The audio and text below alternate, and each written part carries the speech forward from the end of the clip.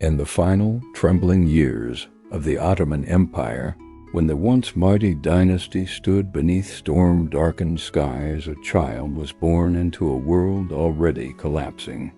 His name was Sultanzâde Murad Bey. He lived for only a few months, barely long, enough to be remembered by official records, yet his brief existence was shaped by centuries of imperial history and by the approaching end of one of the greatest dynasties the world had ever known. His life, fleeting as it was, unfolded at the very edge of an era where palaces still glittered, but the foundations beneath them were cracking. He was not a prince destined to rule, nor a warrior, nor a statesman. He was something quieter, more fragile, a royal child born into the twilight of empire, carrying a name heavy with memory, lineage, and loss. By the time Mehmed Murad Bey entered the world in August 1910, the Ottoman Empire was no longer the unstoppable force it had once been. Gone were the days when sultans commanded armies across 3 continents and dictated terms to Europe. The empire now struggled under political instability, territorial losses, and the relentless pressure of modernity. Yet the Ottoman dynasty still endured, wrapped in ceremony, tradition, and memory. Within the palace walls, life retained its rituals. Births were celebrated, names were carefully chosen, and lineage still mattered deeply, even as the empire itself wavered. Mehmed Murad Bey was born into this contradiction. Imperial dignity surrounded by impending collapse. His lineage alone made him extraordinary. He was a grandson of Sultan Murad V, one of the most tragic figures in Ottoman history. Murad V had ruled for only a few months in 1876 before being deposed and confined for the rest of his life. Though his reign was brief, his legacy lingered painfully within the dynasty, a reminder of fragility, politics, and lost possibilities. To be Murad V's grandson was to inherit not power, but memory. The name Murad itself carried weight. It echoed through Ottoman history as the name of conquerors, reformers, and rulers. And in this child's case, it served as a quiet act of remembrance. It was as though the family sought to preserve the spirit of a fallen sultan through the fragile life of a newborn. Mehmed Murad Bey belonged to a specific and distinctive category within the Ottoman hierarchy. He was a sultanzâde, the son of an imperial princess. This status placed him within the dynasty, but just beyond its core of power. A sultanzâde carried imperial blood, was raised with dignity and respect, belonged unmistakably to the ruling family. Yet he could never become sultan. The Ottoman throne passed only through the male line of reigning sultans, not through daughters. For centuries, this system had allowed the dynasty to grow wide without becoming unstable. Royal daughters married prominent men, and their sons served the state, administrators, governors, generals, strengthening the empire without threatening the succession. But Mehmed Murad Bey would never grow old enough to serve. His mother, Fatma Sultan, was herself a child of palace life, a woman shaped by protocol, restraint, and the quiet emotional endurance expected of imperial daughters. As the daughter of Sultan Murad V, her life had been marked from birth by political tragedy. Her father's deposition and long confinement cast a shadow over her youth. She belonged to a branch of the dynasty that knew both privilege and isolation, splendor and sorrow. When her son was born, it must have felt like a fragile renewal, a continuation of her father's line, a symbol that life endured even after loss. For an Ottoman princess, motherhood was both deeply personal and profoundly dynastic. Every child represented continuity, memory, and survival. Mehmed Murad Bey was not just her son, he was a living bridge between generations. The world outside the palace gates in 1910 was restless. The empire faced political tension following the Young Turk Revolution, growing nationalist movements, economic hardship, military uncertainty. Inside the palace, tradition still held, but it no longer felt eternal. Servants whispered more cautiously. Courtiers sensed the winds shifting.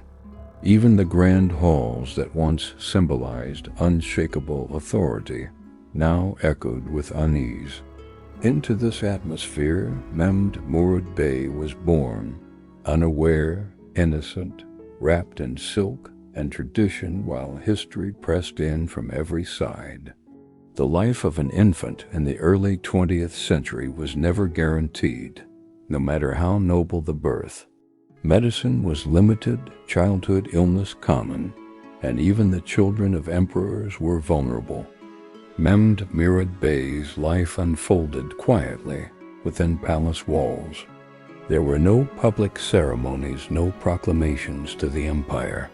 His importance was private, familial, and symbolic rather than political. He would have been held by nurses trained in palace customs, watched over with care, and surrounded by whispered prayers. His name would have been spoken softly, his future imagined cautiously. But fate had other plans. In January 1911, only a few months after his birth, Sultanzâde Mehmed Murad Bey died in infancy. There were no chronicles of suffering, no recorded last words, only the stark finality of a life extinguished almost before it began. In Ottoman tradition, the death of a child was mourned with quiet dignity. Excessive public grief was discouraged, especially within the imperial household, where emotional restraint was a form of strength. Yet grief still existed, deep, silent, and enduring. For Fatma Sultan, the loss must have been devastating. She had already lived with the memory of her father's fall, the long years of confinement that defined her family's history. Losing her child added another layer to that legacy of sorrow. The palace would have observed the necessary rites. The child would have been buried according to Islamic tradition, his name recorded in family memory, even if history itself barely paused. One of the most haunting aspects of Mehmed Murad Bey's story is timing. He died in 1911, more than a decade before the Ottoman dynasty was officially exiled in 1924, after the abolition of the Sultanate and Caliphate. Had he lived, he would have experienced the collapse of the empire, World War I, the abolition of the monarchy, forced exile from his homeland. Instead, his life ended while the dynasty still existed, however weakened. In a tragic way, he was spared the long displacement that awaited his family. Yet he was also denied the chance to grow, to remember, to belong to a world beyond palace walls. Mehmed Murad Bey belongs to a specific, poignant generation. Children born too late to inherit empire and too early to escape its fall. They were born into names, titles, and rituals that would soon vanish. They carried bloodlines whose power was already fading. They lived, or in his case, barely lived, at the edge of history's turning point. His life reminds us that empires do not fall only through battles and treaties. They fall through quiet moments, through children born into uncertainty, through families losing not just power, but continuity.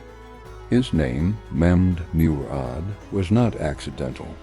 Mehmed echoed the great sultans of the past, from Mehmed II the Conqueror onward. Murad honored his grandfather, the deposed sultan, whose memory still lingered painfully within the family. To give a child such a name was to place hope in continuity, to say that history had not ended yet. And yet, history did not wait. Why his story matters. At first glance, Sultanzâde Murad Bey seems like a footnote, a child who lived briefly and left no mark on politics or war. But his story matters precisely because of that. He represents the human cost of dynastic collapse, the vulnerability of imperial families behind the facade of power, the countless lives shaped and ended by historical transformation. Empires are often remembered through rulers and battles, but they are also made of children, mothers, private griefs, and unfulfilled futures. There are no monuments to Mehmed Murad Bey. No buildings bear his name. No victories or reforms are attached to his memory. And yet his existence tells a profound story. He was born into the Ottoman dynasty at the very moment when its centuries-long reign was slipping away. He lived just long enough to be named, loved, and mourned, and then passed quietly into history. In his brief life, we glimpse the final heartbeat of a world that had once ruled continents. Sultanzâde Murad Bey did not live long enough to shape history, but history shaped him. He was a royal child born into uncertainty, descended from a tragic sultan, raised amid fading splendor, and lost before the final collapse came. His life reminds us that the end of an empire is not only written in proclamations and wars, it is written in cradles, in whispered prayers, and in names that echo long after the power behind them is gone. He was not a ruler, not a reformer, not a conqueror. He was something quieter and perhaps more haunting, a child of empire's last dawn.